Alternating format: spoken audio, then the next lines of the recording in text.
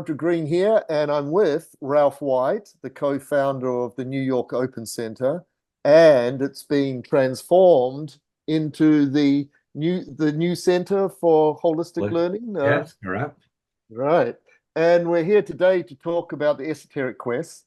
There's, a huge history here that will take you through some of the past Esoteric Quests, but we're going to be talking about the 30th anniversary of the Esoteric Quest coming up next year, and that's going to be in Switzerland. So, Ralph, how are you? I'm very well, Roger, and good to be talking to you. I love letting people know about the Esoteric Quest, so I'm glad to be doing this. So I thought we'd just sort of start for the folks who don't know too much about the Esoteric Quest. I've got some of the old, beautiful brochures here, Hmm. and so we'll just sort of quickly go through the Hmm. history and where it all started from, and then we'll get people up to speed with the new quest next year, Yeah, yeah, 2025. okay. Well, actually, you have here the three earliest quests going from right to left. It began in 1995. You can't really make it out here, but it was called the Rosicrucian Enlightenment Revisited, the Western Mystery Tradition in Bohemia. And we did the very first one in 1995 in the southern Bohemian Mecca of alchemists, Český Krumlov.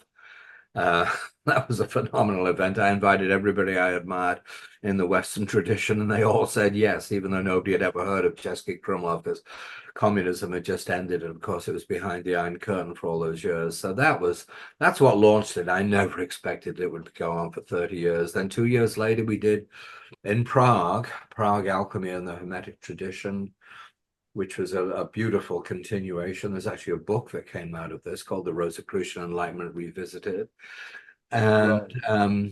and then the next one was in my home country where I was born in Wales on the Grail and the Arthurian traditions. That was a beautiful experience, yes, in Lampeter. Then wow, what was the next one after that? I think the Well, we next don't one have to after go that. in We order don't have because to there's go been in so order, but many of them. I'm just going to pick the highlights. So, Yeah. yeah, the 2000 Italian Renaissance in Florence, that was sensational, just a beautiful thing. First time we used the word esoteric quest was in Central Europe, from Wow. Renaissance Bohemia to Goethe's Weimar, the golden age of Andalusia in Granada. It was that was a profound experience. Sufis, Kabbalists, Christian philosophers. You see that the goal of the we're bringing alive the forgotten or half forgotten spiritual history of the West. And even those places like the Italian Renaissance are obviously very well known, what is not known is the connection to Neoplatonism, Hermeticism, Kabbalah, and so on. So yeah, should we look at a few more? Then we'll talk about yeah, then we were in Sicily, we were in the south of France, the Cathars, the amazing Cathar culture there. Mhm. We were in Iceland 7 years ago, Mysteries of the North. We had planned to return to Iceland this year, but circumstances beyond our control just prevented us from doing it. So we're going to postpone Iceland until a future year, and we're going to go to Monte Verita this year. But before we get to Monte Verita, we'll look at a few more.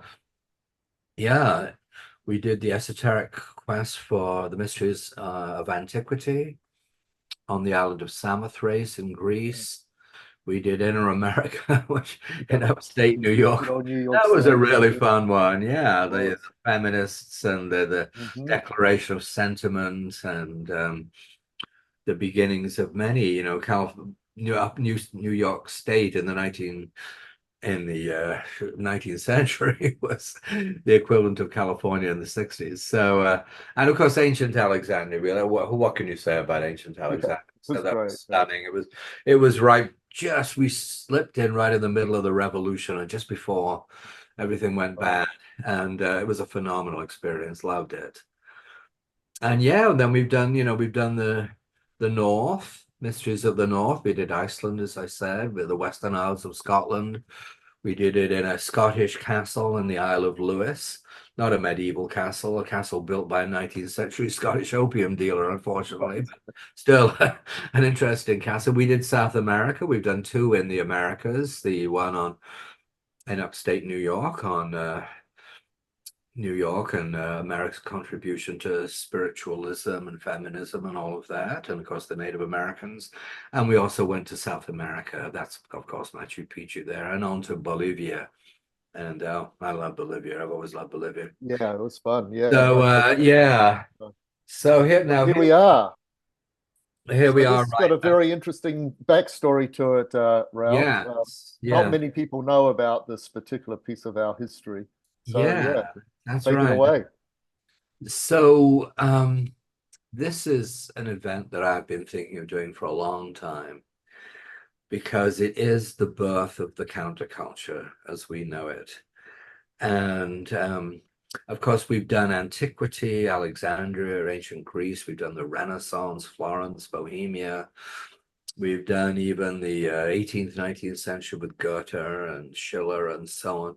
But we have rarely given a lot of attention or primary attention to the 20th century. We did cover Fernando Pessoa, the amazing poet, when we were in Portugal last year. He was a contemporary, a 20th century poet, but this is really the first time that our full gaze has focused on the 20th century. And when do where did the counterculture begin? Many people would think, oh, didn't that begin in California in the 60s? Or maybe what about, Bohemian Greenwich Village in the 1920s? Or I'm sure you could find other places, but actually we're looking at where it actually began in Monte Verita, the Mountain of Truth. And here's another beautiful picture. It's on the shores of Lago Maggiore, which is the borderlands between Switzerland and Italy. It's Italian-speaking Switzerland, actually. And you can see it's gorgeous. This is an area that has a profound history. There are old Celtic ruins or marks of spiritual practices that took there in antiquity. There are many shrines to the feminine, to Mary. There's definitely a sense of the archetypal feminine there from the local people with their Catholic orientation. And then in 1901, it really became a center for what Max Weber, the sociologist, who an unlikely person we think, but he was there too at Mount Monte Verita. But he called it, they were the spiritual rebels of Europe, escaping what Max Weber called the iron cage. The iron cage. This is a lot more, I think, manicured than it was 120 years ago, where it was pretty wild. But there was the spiritual rebels escaping the iron cage, as I was saying, the nationalistic and materialistic thinking predominant in Europe then that was clearly pointing towards the First World War, and with all the horrors that came from that. And so these were the people, they were before hippies, they had long hair, they were into free love, but it was extraordinary. At first, this area actually, even in modern times, has a remarkable history. I'm not sure if it was the island we're looking at or one of the other islands there on the lake, but even Garibaldi, I'm a big fan of Garibaldi, the guy who united Italy. Um, Garibaldi and Mazzini, who worked to unite Italy, spent time there. Um, Kropotkin, I think it was, the great anarchist thinker, was there in the 19th century. A lot of that land in the early 20th century had become pretty empty, and people had emigrated to Milan, the big city nearby, or they'd emigrated to America, so land was cheap. Um, and there were a lot of empty old farmhouses. And so in 1901, there was a colony started there. Its initial focus was on natural healing, natural health, sunbathing, fresh air, beauty, good diet, and all the rest of it. Let the immune system kick in. But it quickly grew, and it quickly grew and became a phenomenal center for alternative culture. I love that photograph that Rogers dug up here. This is Monte Verita in about, well, I don't know when that is. Before the First World War, it would have been its heyday. That's maybe 1910 or 1912, something like that. But you can see the long hair, the beards, um, it's the birth of the counterculture. Um, you had people that we would know, or well, Hermann Hesse, for instance, was a regular there, the great Nobel Prize winning novelist, the author of Steppenwolf and the Glass Bead Game, and Mm. many other great novels. Isadora Duncan, the Right. the famous dancer, she was there. I believe D.H. Lawrence and his wife Frieda Richthofen passed through, and Rascona was a very sexually liberated place, and you can see that reflected in Lawrence's writings. Um, all kinds of people. Rudolph, those of people who are familiar with dance and movement and the body would recognize the name of Rudolf Laban. Here we go. Rudolf Laban was there. It was just, you could say it was the first holistic center in some ways. Now, other people have made the argument that the Villa Careggi in 15th century Florence, were under the direction of Marsilio Ficino, was the original holistic center, because that was where so many of the world's spiritual traditions came together that had not been known. They were translating Kabbalah. They had the Hermetica found in the Hermetic manuscripts, the Emerald Tablet found in a monastery in Macedonia, I think it was, and they had Plato that was coming over from Constantinople. So there you had an extraordinary coming together of different spiritual streams. But you could also make a case that this Monte Verita was the first holistic center. You could see the obvious parallels with Esalen Institute in Big Sur, California, that got going in 1962, and in this gorgeous location on the Pacific coast there. So Mhm. it's yeah, so this was, you could see, yeah. I mean, I like the guy's mustache with the hat on in the back. We don't have too many of those these days, Well, but these pictures really do tell they 10,000 convey, words, yeah. don't they? What were they into? They were into vegetarianism, they were into freedom, they were into feminism. It was definitely, women were very significant there. They were throwing off the shackles of repression. Of course, this is before women have the vote in most countries, certainly not in America until the 1920s. And this is 1901. So they were into nude sunbathing, and they were into, spirituality. They would take pilgrimages. They would walk on pilgrimages to, I don't speak German, Bayreuth, whatever how you pronounce it, the place where the Passion, the Oberammergau Passion of Christ is performed. There was one particular woman I read about, some very beautiful blonde woman who would just walk from Monte Verita to Florence on some kind of pilgrimage and amaze the local people. People would walk to Monte Verita, local villagers, local Italian villagers who knew nothing about any of this alternative stuff, would gaze upon these people walking. They even wore different clothes in those days. I don't know. I don't know. I forget the exact word if I ever knew, but it was Lebensclothing. It was life clothes. It was life, and to get away from the starched collars, and the creases as sharp as your knife and the military medals. They dressed in a more casual, barefoot, hippie way with long hair, and they were very, very courageous people, because I remember having been part of the counterculture myself in my younger days. I remember some of the, bad vibes and negativity that came towards people from that world. Yeah. And they would have experienced that to a far higher degree. But anyway, they were wonderful pioneers, and it went on for 20 years. And I'm really happy that we can give them the attention they deserve. Reading about them again, I have to recommend this book if you can find it. Mountain of Truth, The Counterculture Begins, Ascona, 1901 to 1920, by Martin Green. Now, Martin Green died quite a few years ago, but he's a great writer, and he really brings this world alive. You can find it on Amazon. It's expensive. It's a fairly rare book, but Uh-huh. you can dig up material about this. So I just feel, the more I read about these people, the more I feel we really want to honor them and appreciate them. And we're not talking about the 16th century here, let alone antiquity.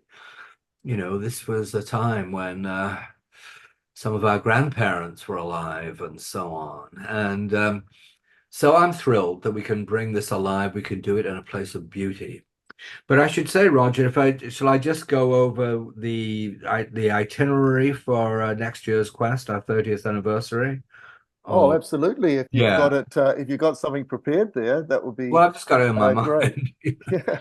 I have to say, I will be going there this summer to set it all up. So I have to put a slight proviso on it. I'm assuming that we can find the places to do it and we can find the hotels and all this. So this is September Yes, 2025. it will September of 20 of next year, 25 will be the exact 30th anniversary of the very first conference. Which was started on September the 13th, actually, in 1995. Yeah, the Rosicrucian Enlightenment Revisited in Chesky Krumlov. So it feels very appropriate to do this Yeah. for the 30th anniversary. So we're going to cover a lot of bases. The current plan is, and of course, we'll finalize all this over the summer, and you'll know for sure the details in the fall. But the current plan is we're going to start off in Bergamo. Now, Bergamo is about an hour outside Milan. And here, our good friend Yuri Stoyanov, who author of The Hidden Tradition Europe, who's taught at many quests and is a walking encyclopedia about the Bogomils, the Cathars, the whole hidden tradition in Europe. He tells me there was a Cathar center or a Cathar culture in northern Italy. Yeah, I've And heard in of that. fact, Yeah. yeah, what I do remember from our quest in the south of France, Hmm. that there were said to be 1,500 Cathar sacred books, but all but three were destroyed by the Inquisition. And where were those three found? They were found in the Swiss Alps. So you do have this esoteric, Gnostic, some would say Manichaean tradition of the Cathars there in really the 12th century and maybe a little earlier. The Bogomils coming up from the Balkans, and then the whole Gnostic Manichaean stream of Christianity heading over to the south of France ultimately, and so on. Although it existed in all these areas. So we're going to start off in uh, in Bergamo and have a few days there. We'll gather there. I think people can fly into Milan. I believe there are cheap flights from London to Bergamo. Sure. And then we will travel. I think we'll see if we can get a bus, and we should be able to do it. And we'll travel along the southern flank of the Alps, going west. I think it's going west. And to Lago Maggiore. And I have to say, I do not know this part of the world. It's one of the pleasures for me of doing the quest is I get to learn not only about these remarkable periods of history and culture that were inspirations for what we're all doing today, or many of us, but I get to go to fascinating places too. So this is new Well, to me. so do we. So do we all, Ralph, when we we come and catch up with you. Yeah. So yeah, we'll cross the border into Switzerland in Lago Maggiore, which is in both Switzerland and Italy. We'll do the main conference event, 4 or 5 days with the presentations.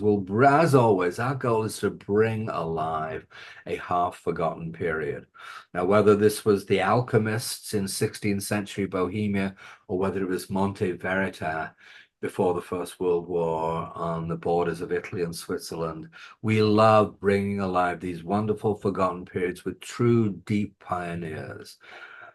So we'll do the main event in Ascona, and then some of us will probably be staying in Locarno, which is a town. Ascona is a village, so they're not very far apart.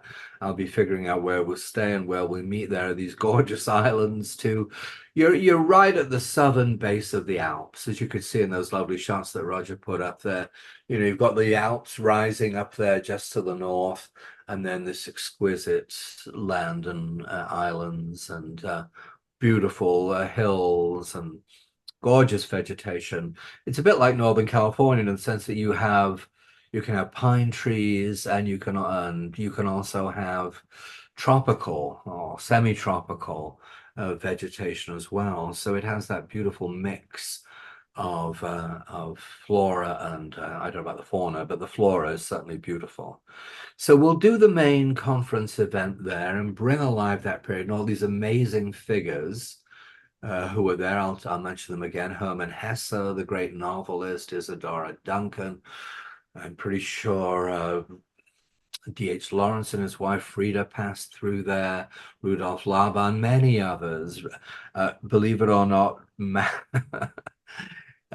have the great sociologist there, Max Weber. When I was at university in England, I had to do, we all had to read Max Weber's Spirit, what was it? The Protestant Ethic and the Spirit of Capitalism. But apparently Max Weber wasn't just interested in Protestantism. He did the economic approach of Buddhism and I don't know what other religions. He was actually a spiritually interested person. So yeah, so we'll bring that whole world alive for 4 or 5 days on the shores of the lake, which I think is going to be beautiful. And then we're going to head, for those who are not familiar with the quest, there's usually a pre-conference of a day or two, a main conference, and then we do a post. And so our post-conference event I'm hoping we will be able to go up into the Alps and have a night or two in the Alps, find some kind of ski lodge. Obviously, it's not ski season. Hopefully it will be affordable so we can stay up there in the Alps and just be in the tremendous beauty of it for a day or two, integrating what we've learned at the conference. And then we're going to descend down the north side of the Alps and come to Zurich. And of course, there'll be no prizes for guessing what figure is going to be the central figure for our time in Zurich. It'll be Carl Jung. Because, actually going back to Ascona pretty much ended around 1920, but it was followed by a whole institution called Eranos, Eranos, which probably quite a few of us have heard of, because Jung really became the great speaker. He was there. There were a lot of Jung fans that gathered. But Yeah. people There was that hundreds and hundreds of people that attended, because they had those annual conferences and the theme of East and West and all of that. And people still we going know. to Yeah, exactly. So people like James Hillman, who came to the Open Center many times, people like Mircea Eliade, the great anthropologist, cultural anthropologist, whatever one he is referred to as, or scholar of shamanism, etc. Significant figure. Eranos crossed over with our era just about, but Monte Verita itself is entirely lost. Monte Verita it also had a theosophical dimension too. Even Alice Bailey was there briefly for a few years, and there's a sort of comical story, comical to me, maybe not so much to Alice. Did she live there for a few years or something? Yes, Alice Bailey lived there after in the early 20s. A Dutch woman had the inspiration to build a sort of retreat center on the shores of the lake. She didn't really know why.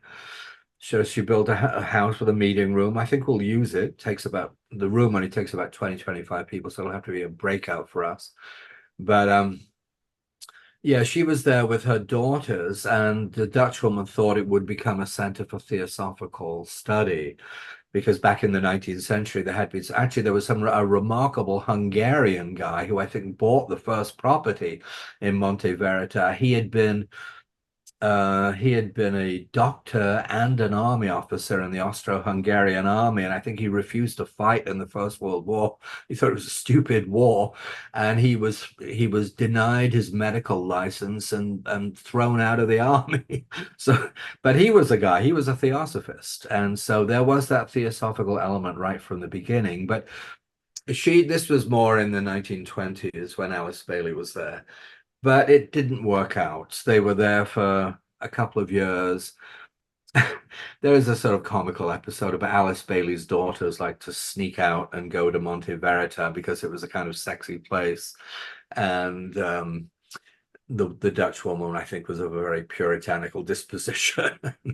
Even though Alice Bailey stoutly defended the virtue of her daughters, she gave her the heave-ho. So that was the end of the theosophical dimension. Then, Jung and Jungian psychology became more the focus, and things relating to archetypal psychology and the unconscious, etc. So going back to so that last part of the quest is a little homage. So the post-conference will go down into Zurich. And look, my fantasy would be that we would go to Bollingen. Those of you who are Jung fans will know that he constructed this house right on the shores of the lake. which was filled with archetypal symbolism. It was his own place for sort of Yeah. retreat writing. I'm not sure we'll be able to go because I'm told you might need to have a contact with the Jung family. If anybody does, if anybody watching this has a contact with the Jung family, please let me know.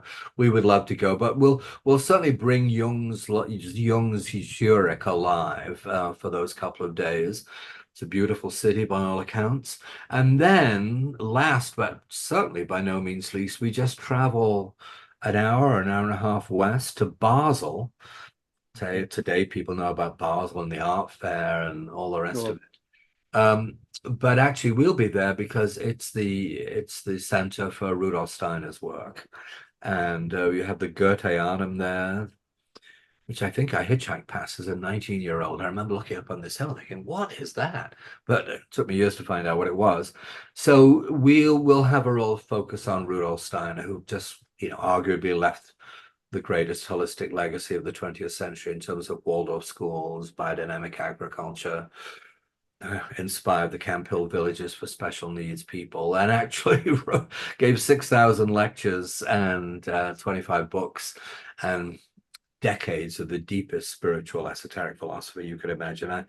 And I know, for many operations organizations, they would lean either to, if they lean at all to the spiritual realm, they would lean either towards Jung, who of course is more psychological, or Steiner, who's more spiritual. And even though they didn't have much or much good to say about each other, they were contemporary for a while in Switzerland. The way I look at it, or the way the Quest looks at it, is that their work is complementary. I think of Jung as the great healer of the soul, the great psychotherapist of the 20th century, and I think of Rudolf Steiner as the great spiritual philosopher of the 20th century, lover of wisdom. So we'll go to the Goetheanum. I know there are some wonderful people I would like to speak to us. I hope they'll be available at that time, and they'll really bring alive that whole beauty. There was a beautiful wooden Goetheanum that Steiner and his colleagues and associates and students built starting around 1912 or 1911. And then tragically, it was burnt to the ground through an act of arson at the end of 1922, a really nasty thing, because it was going to be the center for the new mysteries. And it was exquisite work. I mean, craftsman art. It was a beautiful, beautiful building. We should show some beautiful wooden dome, just filled with magic, really. And that was a terrible, terrible blow that was burnt to the ground. Somebody lit a fire in between the inner and outer wall, and by the time they knew that there was a fire there, the whole place, and it was made of wood. So that was tragic, but Rudolf Steiner got up the next day and said, the work goes on. We will continue. We got a lot of courage. So we will spend time there and we'll get into that whole world. That too has a lot of ancient history too. That hill where the Goetheanum is built has an ancient medieval spiritual history as well. So these are very, spiritually and culturally rich. And we've never done Switzerland before. Yeah. I remember I was a fan of William Tell when I when I was a kid. We used to have a TV show, William Tell. That's the definition of an intellectual, isn't it? It's somebody who hears William Tell doesn't and thinks of the William Tell overture instead of the Lone Ranger because it was the theme song for the Lone Ranger. I'm sorry to say, I think of Lone Ranger, but anyway, yeah. So I think it's going to be a very, very culturally rich thing, and it's going to be. When I thought of it for the 30th anniversary, I thought this is a worthy topic for the 30th anniversary. It's really significant. And I love that we're not only starting off with the birth of the counterculture, that's what it will be in Ascona, but that we're also focusing on two of the greatest 20th century figures in terms of bringing a more spiritual, holistic, and profound grasp of the world, Jung and Steiner. So yeah, that's what I think we have coming up. Absolutely wonderful combination and incredible locations. So, folks, if you're listening to this, make sure you get onto the database so you receive all the newsletters from esotericquest.info. Yeah, or .org, actually. They both work these days. I think Okay, these days we're mainly using esotericquest.org, right, .org, yeah. or .info, and of course, you'll be getting we'll be getting updates about September Yeah, 2025. yeah, absolutely. And I think we'll do some events over the course of the next year, building up to it. We'll have some, just as we've done for other quests in the past, so we give people a taste with Yeah, some presenters and some imagery and so on. So yeah, that's what we have coming up. wonderful, Ralph. All right, Roger. Yep. Thanks so And much, mate, for doing this. Really appreciate it.